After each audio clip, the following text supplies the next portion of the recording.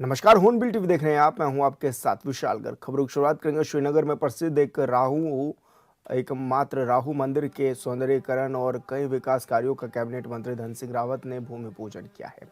Doctor Dhan Singh Rawat ने राहु मंदिर में विराजमान शिवलिंग का भी जलाभिषेक कर विधि विधान से पूजा अर्चना भी की है।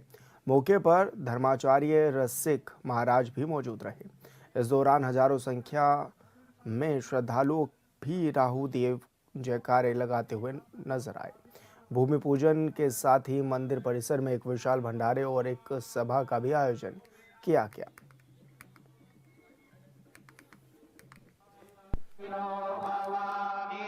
हम इस पूरे सर्किट को आगे बढ़ा रहे हैं और जैसे हमारा नेशनल हाईवे है, भविष्य में हम इसको बद्रीनाथ केदारनाथ जी यात्रा है, इस यात्रा को भी यहाँ से लिंक कराएंगे ताकि यात्री यहाँ भी आएंगे और फिर यहाँ से जा सकते हैं। तो ये हमारा पूरा एक मास्टर प्लान बन रहा है और मुझे लगता है कि आपका आशीर्वाद रहेगा तो निश्चित रूप से हमारी सरकार इस ओर आगे बढ़ेगी। पूरे विश्व में ये एकमात्र मंदिर है।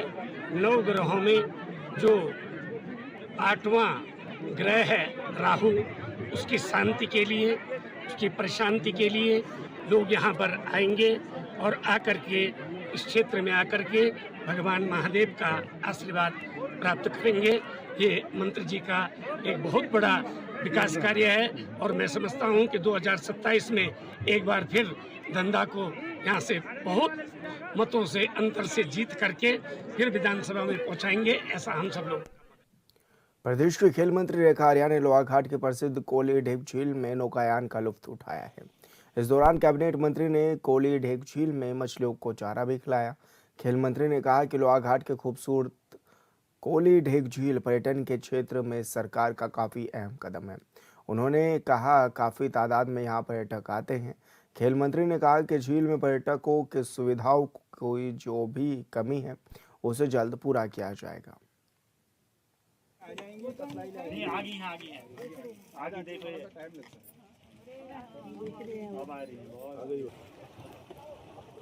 देखिए, जिस प्रकार से झील का पूरा भ्रमण हुआ है, निश्चित रूप से एक कह सकते हैं कि नई स्फूर्ति भी यहाँ पे प्राप्त हुई है और मैं समझती हूँ कि पर्यटकों के लिए तो बहुत ही शानदार स्थल ये है और एक ग्रामीण क्षेत्र में इस प्रकार के स्थल का होने से निश्चित रूप से पर्यटक की आवाजाही तो बढ़ती है, साथ ही जो आर्थिक तंत्र है वो भी बड़ा मजबूत होता है। छोटे मोटे हमारे जितने भी, चाहे वो फूड से लेके चाहे अन्य सुविधाओं से लेकर, वो सारी चीज़ें जो है यहाँ पर व्यवस्था धीरे धीरे जो है वो बढ़नी शुरू हो जाती है। मैं समझती हूँ कि आने वाले समय में इस झील का भविष्य और यहाँ के लोकल लोगों का भी और पर्यटकों का भी मुझे लगता है कि आने वाले समय में बहुत अधिक फुटफॉल होने जा रहा है और आने वाले समय के हिसाब से जो चीज़ें यहाँ पे प्रस्तावित है, चाहे वो शौचालय से लेकर, चाहे वो पुल से लेकर, चाहे वो अन्य जो सुविधाएं हैं जिसकी अपेक्षा यहाँ पर पर्यटकों को मद्देनज़र रखते हुए की गई है, वो भी आने वाले समय में निश्चित रूप से सब निर्माणाधीन प्रक्रिया में आएंगी और आज का जो भ्रमण रहा बहुत ही शानदार। बागेश्वर में बीजेपी प्रदेश महामंत्री कुंदन सिंह परिहार ने कहा कि केंद्र सरकार विकसित भारत गारंटी फॉर रोजगार एंड आजीविका मिशन बीबीजी रामजी के जरिए ग्रामीण अर्थव्यवस्था को नई मजबूती देने जा रही है। अब मनरेगा के तहत प्रत्येक परिवार को 100 के बजाय 125 दिन का रोजगार मिलेगा और मजदूरी का भुगतान भी 15 दिन के बजाय हर हफ्ते सीधे खातों में किया जाएगा। वहीं बीजेपी जिला कार्यालय में आयोजित प्रेस कॉन्फ्रेंस को संबोधित करते हुए प्रदेश महामंत्री परिहार ने कहा कि प्रधानमंत्री नरेंद्र मोदी के नेतृत्व में अब तक मनरेगा पर 11.74 लाख करोड़ रुपए खर्च किए जा चुके हैं, जो अब तक की सर्वाधिक राशि है।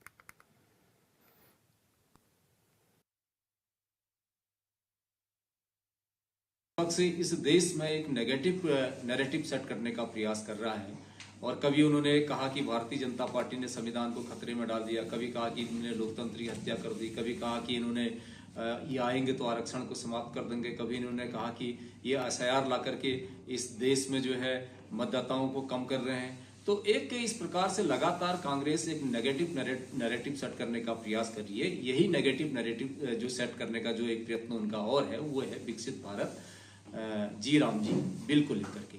कांग्रेस इसमें भी पूरी तरह से भ्रम फैला रही है। माननीय प्रधानमंत्री आदरणीय नरेंद्र मोदी जी के नेतृत्व में 2047 में जब भारत देश को आज़ादी के 100 वर्ष पूर्ण हो चुके होंगे, तब इस भारत को एक विकसित राष्ट्र बनाने की उनकी संकल्पना है। उस विकसित भारत को बनाने के लिए ही ये बिल लाया गया है।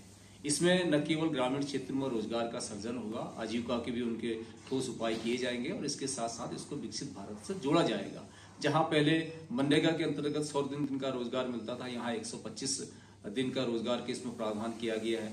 कृषि चक्रों के आधार पर इस बिल को लाया गया है। भ्रष्टाचार मुक्त हो, क्योंकि मनरेगा पूरी तरीके से भ्रष्टाचार की भेंट चढ़ चुकी थी, इसलिए भ्रष्टाचार मुक्त हो, इसलिए एक विधेयक माननीय प्रधानमंत्री जी के नेतृत्व में भारत में लाया गया है।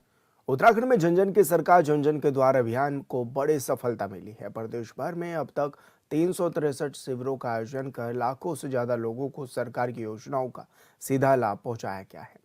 बीजेपी प्रदेश प्रवक्ता कुंवर जपेंद्र सिंह ने बताया कि प्रदेश निर्माण के बाद पहली बार देखने को मिल रहा है कि सरकार खुद जनता के द्वार पहुंच रही है। उन्होंने कहा कि निश्चित ही ये अभियान प्रदेश की राजनीति में मील का पत्थर साबित होगा।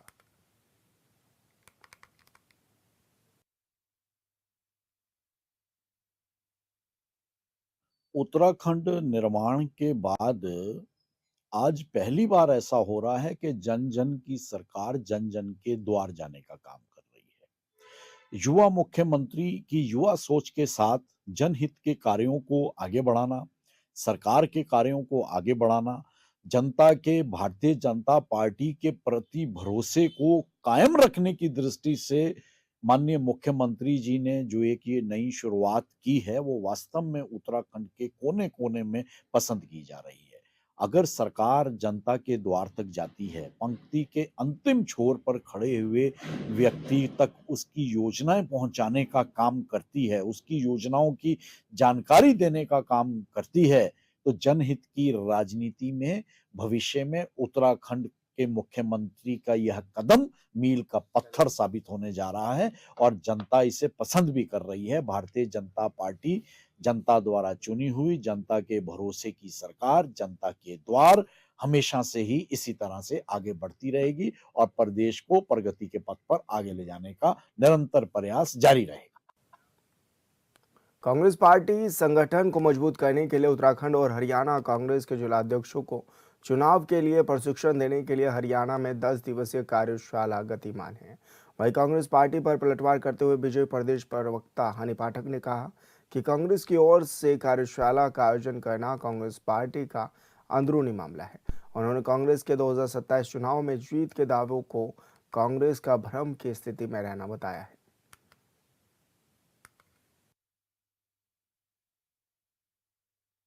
देखिए, इनका अपना निजी मामला है कि ये कहाँ पर अपनी कार्यशाला कर रहे हैं, कहाँ पर नहीं कर रहे हैं, कहाँ पर जिला अध्यक्षों की ट्रेनिंग कर रहे हैं, कहाँ पर नहीं कर रहे हैं। लेकिन ये जो भ्रम है इनका कि 2027 में ये कहीं पर भी सत्ता में आएँगे, तो ये भ्रम की स्थिति देवतुल्य जनता इनको खुद बाहर का रास्ता दिखाने के लिए तैयार बैठी और देवतुल्य जनता निश्चित तौर पे जो अभी तक इनको सत्ता से बाहर रखी है, 2027 में भी इनको बाहर का रास्ता अवश्य दिखाएगी। चारधाम यात्रा 2026 को लेकर पहली उच्च स्तरीय बैठक ऋषिकेश के ट्रांजिट कैंप में गढ़वाल आयुक्त विनेश शंकर पांडे और आईजी गढ़वाल राजीव स्वरूप की अध्यक्षता में आयोजित की गई है, जिसमें यात्रा से जुड़े सभी प्रमुख जिलों के जिला अधिकारी, पुलिस अधीक्षक और विभिन्न विभागों के वरिष्ठ अधिकारी शामिल हुए हैं। इस बैठक में 2 अहम बिंदुओं पर विशेष रूप से फोकस किया गया है। पहला कि पिछली यात्रा के दौरान आए अनुभवों के आधार पर समीक्षा और सुधार पर चर्चा की गई। पिछली यात्रा में किन व्यवस्थाओं ने अच्छा काम किया और किन क्षेत्रों में कमियां रहीं, इस पर विस्तार से मंथन किया गया ताकि आगामी यात्रा को और बेहतर बनाया जा सके। दूसरा बड़ा विषय आगामी यात्रा के मार्गों की स्थिति, सड़क और पुलों की मरम्मत, स्वास्थ्य सुविधाओं और एम्बुलेंस सेवा के साथ ही पेयजल, शौचालय, पार्किंग और भीड़ प्रबंधन जैसे विषय भी इसमें शामिल रहे।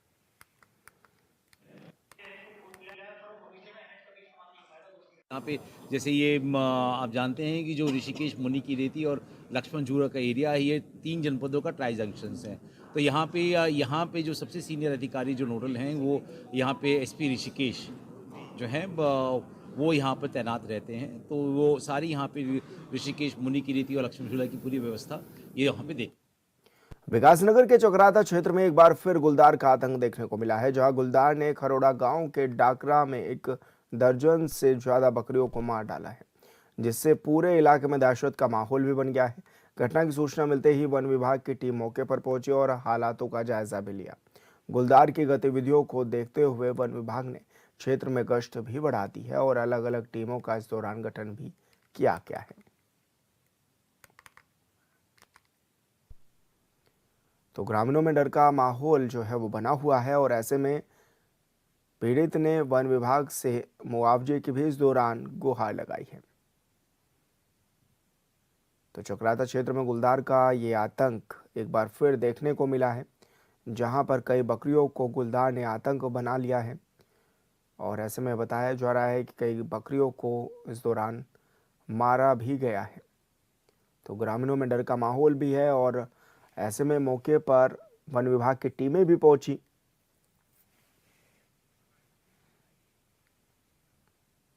और संवाददाता इलम सिंह चौहान हमारे साथ फोन लाइन पर जुड़ गए हैं। इलम, क्या कुछ जानकारी मिल रही है किस तरह से अभी वन विभाग की टीम एक्टिव भी हो गई है और क्या गुलदार को पकड़ने के लिए भी कोई योजना बनाई जा रही है क्या?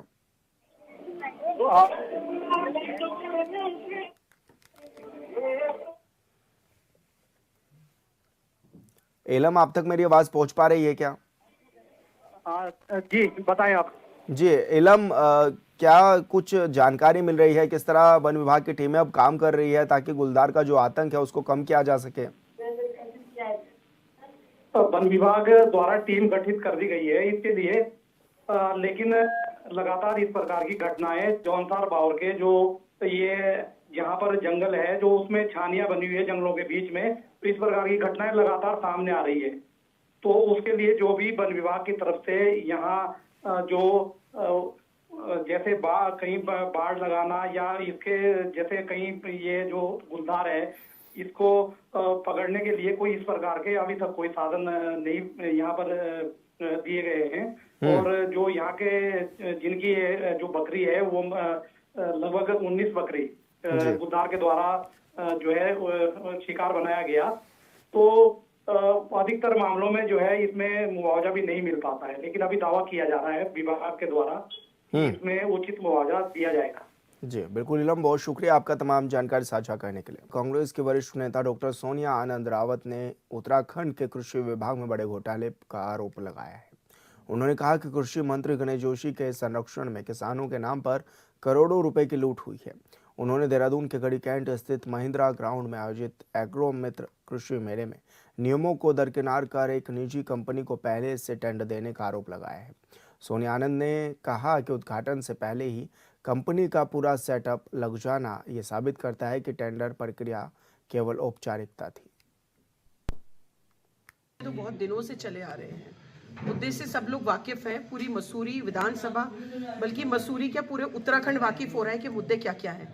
लेकिन आज का खास जो मुद्दा था कृषि एग्रो मेला, जो जिस तरह का इन्होंने ऑर्गेनाइज करना था, उसमें जो गड़बड़ियां, जो खामियां जो सामने आई हैं कि आप रातों रात जो है आप आनन फानन में उस मेले को स्थगित कर देते हैं। जब आपका भांडा फूटता है, जब आपकी गड़बड़ियां होती हैं, आपने उसका टेंडर पता नहीं निकाला नहीं निकाला, क्या करा क्या नहीं करा, लेकिन उसके अलावा आपने रातों रात मेला ऑर्गेनाइज कर दिया और अपने किसी निजी व्यक्ति को लाभ पाने के लिए, खुद भी लाभ लेने के लिए आपने उस मेले को, फिर जब आपने देखा कि बात खुलने लगी है, आपने पहले तो मेला ऑर्गेनाइज क्यों किया? बिना किसी टेंडर के, बिना किसी प्रक्रिया के, बिना किसी सिस्टम के आप पहले ऑर्गेनाइज कर रहे हैं। उसके बाद अगले दिन जब आपने देखा कि आपका भांडा फूट गया, आपने रातों रात उस मेले को जो है बिल्कुल स्थगित कर दिया और गायब कर दिया। और आप इवन आपके उस मेले में दिल्ली से भी बड़े जो है अमित शाह जी आने वाले थे, आपने उनको मना करा। तो आप अपनी जो खामियां हैं, आपकी बड़ी बड़ी जो खामियां, एक खामी हो तो हम लोग बात करें, चर्चा करें, मतलब आपकी रोज की खामियां सामने आ रही हैं और इतने बेशर्म मंत्री हैं कि आप इस्तीफा देने को नहीं आ रहे। तो बहुत दिनों से चले आ रहे हैं, मुद्दे से सब लोग वाकिफ हैं। पूरी मसूरी विधानसभा, बल्कि मसूरी क्या पूरे उत्तराखंड वाकिफ हो रहा है कि मुद्दे क्या क्या हैं। लेकिन आज का खास जो मुद्दा था कृषि एग्रो मेला, जो जिस तरह का इन्होंने ऑर्गेनाइज करना था, उसमें जो गड़बड़ियां, जो खामियां जो सामने आई हैं। बिल्कुल सही बात बोली हमारी बहन सोनिया आनंद रावत जी ने। एग्रो मेला में एक बहुत बड़ा खेला हो गया है और ये बात बिल्कुल स्पष्ट हो गई। और आप लोगों को मैं बधाई दूंगा कि आप लोगों ने इतने इम्पोर्टेंट या मुद्दे को जनता के सामने आप लेकर आए। सबसे पहले तो ये भाजपा का एक नया रूल आ गया है कि बिना टेंडर के और ये बिना कोई कानूनी या प्रक्रिया के, कोई सरकारी प्रक्रिया के आप कोई एग्रो मेला जैसा एक या बड़ा उत्सव आप कर रहे हैं, और जब आप उसमें विफल हो गए तो रातों रात आपने अपना इरादा बदला और इस मेले को कैंसिल करा। बातें तो ये हो रही थी कि इसमें हमारे गृह मंत्री आदरणीय अमित शाह जी आ रहे थे, पर अमित शाह जी को भी आनन फानन में रोका गया। या कृषि विभाग को लेकर हमारे बहुत ही सम्मानित या गणेश जोशी जी का ज्ञान, आप सभी लोगों ने संसद, आप वो सभी लोगों ने विधानसभा के पटल में भी देखा कि उनका ज्ञान वो कृषि को लेकर कितना है, और ये सबने देखा। उसके बाद सैन्य धाम, जो हमारी देश की जो नींव है, हमारे सैनिक भाई, एक सैनिक धाम पर इतना या बड़ा उन्होंने भ्रष्टाचार करा। उस भ्रष्टाचार के बाद भी हमारे धाकड़ धामी जी मौन है। आज ये और एक या घपला हुआ है। चमोली के ओली को दक्षिण एशिया के सबसे बेहतरीन स्कीइंग स्थलों में से माना जाता है। यहाँ के ढलान अंतर्राष्ट्रीय मानकों के अनुरूप है, जहाँ हर साल नेशनल स्कीइंग चैंपियनशिप आयोजित भी की जाती है। यह साहसिक खेलों का बड़ा केंद्र भी है, लेकिन जलवायु परिवर्तन की वजह से इस बार यहाँ बर्फ नहीं पड़ी है। सरकार ने आर्टिफिशियल बर्फबारी के लिए आर्टिफिशियल स्नो मेकिंग सिस्टम लगाया था, जो धूल फाक रहा है। उत्तराखंड में खूबसूरत वादियों के बीच स्थित विंटर डेस्टिनेशन औली की पहचान लौटाने के लिए सेव औली आंदोलन लगातार जारी है। स्थानीय लोगों के साथ ही पर्यटन कारोबारियों ने एकजुट होकर औली की दिशा और दशा सुधारने के लिए औली बचाओ मुहिम की शुरुआत की है। पर्यटन कारोबारियों ने औली बचाओ रैली निकालकर अपने गुस्से का इजहार किया। साथ ही पर्यटन मंत्री का पुतला भी फूका। ग्रामीणों का यही था कि हम तब उठेंगे यहाँ से, इस आंदोलन को तभी खत्म होगा जब तक इस पे ठोस निर्णय नहीं निकलता है।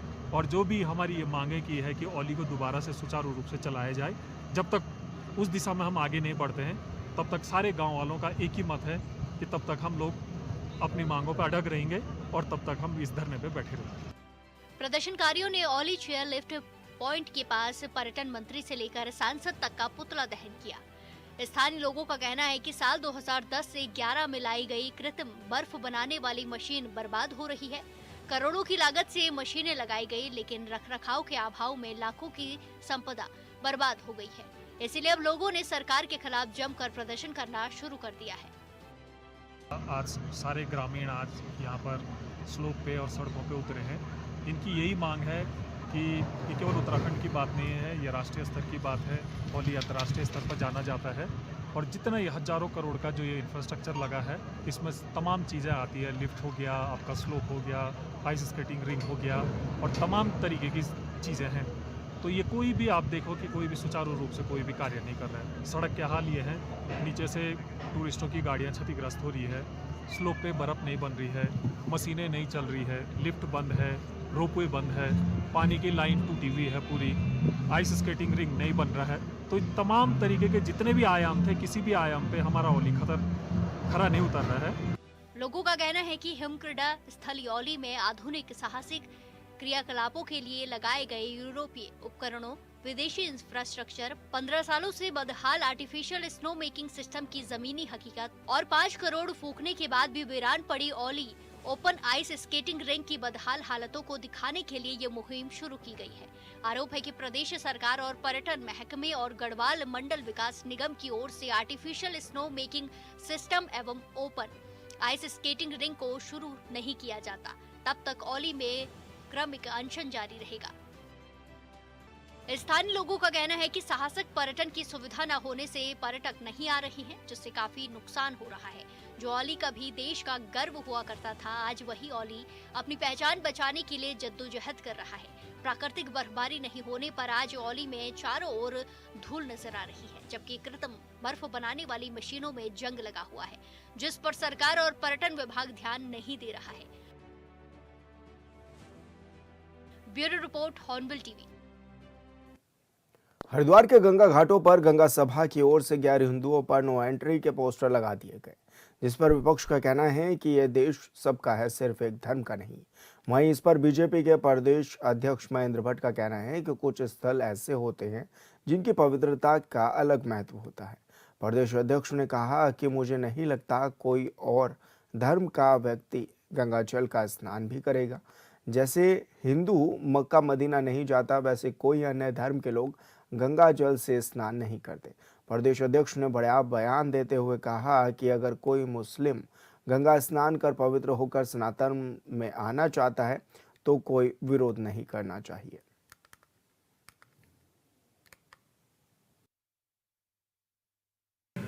देखिए भाई, कुछ स्थल ऐसे होते हैं जिन स्थलों की एक पवित्रता का भी एक महत्व होता है, और पहली बार तो हुआ नहीं नियम, पहले से ही नियम है। और मुझे नहीं लगता कि दूसरे धर्म का कोई व्यक्ति गंगा जल का स्नान करेगा।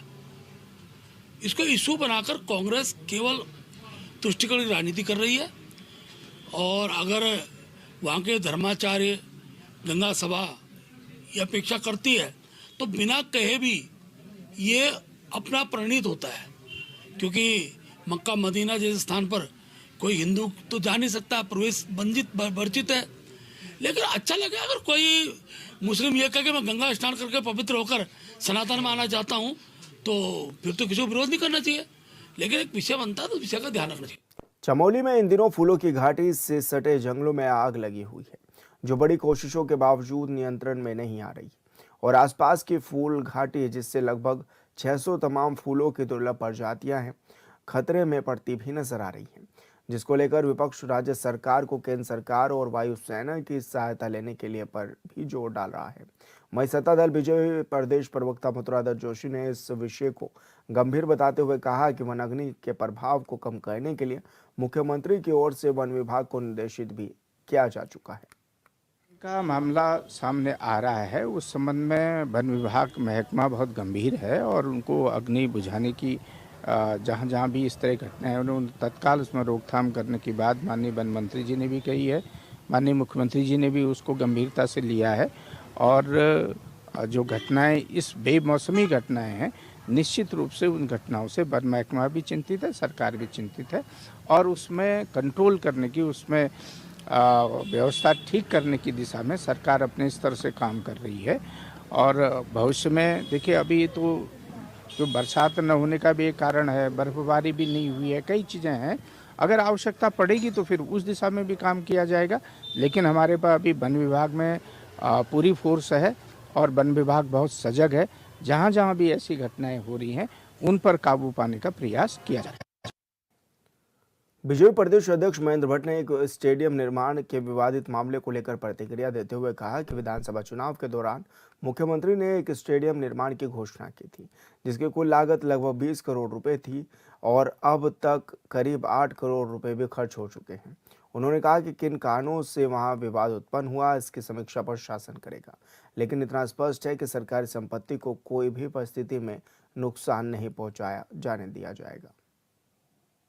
प्रदेश के मुख्यमंत्री जब पिछले विधानसभा चुनाव में वहाँ पर उन्होंने घोषणा की थी कि अगस्त महीने के अंदर एक स्टेडियम बनेगा, 20 करोड़ की घोषणा है, 8 करोड़ रुपया उसमें खर्च हो चुका है। उसके बाद क्या कारण रहे, किन कारणों से विवाद उत्पन्न हुआ, वहाँ का प्रशासन उसको देखेगा। लेकिन इतना मैं जरूर कहूँगा कि सरकारी संपत्ति को क्षति नहीं पहुँचाना चाहिए। आज के युग में न्यायालय हैं, न्यायालय में जाकर अपनी बात रख सकते हैं, प्रशासन से अपनी वार्ता कर सकते हैं, लेकिन इस तरह का वातावरण अगर कहीं बनता है तो वो उचित नहीं है। प्रदेश के मुख्यमंत्री और फिलहाल इस बुलेटिन में इतना ही। आप देखते रहिए हॉर्नबिल टीवी। नमस्कार।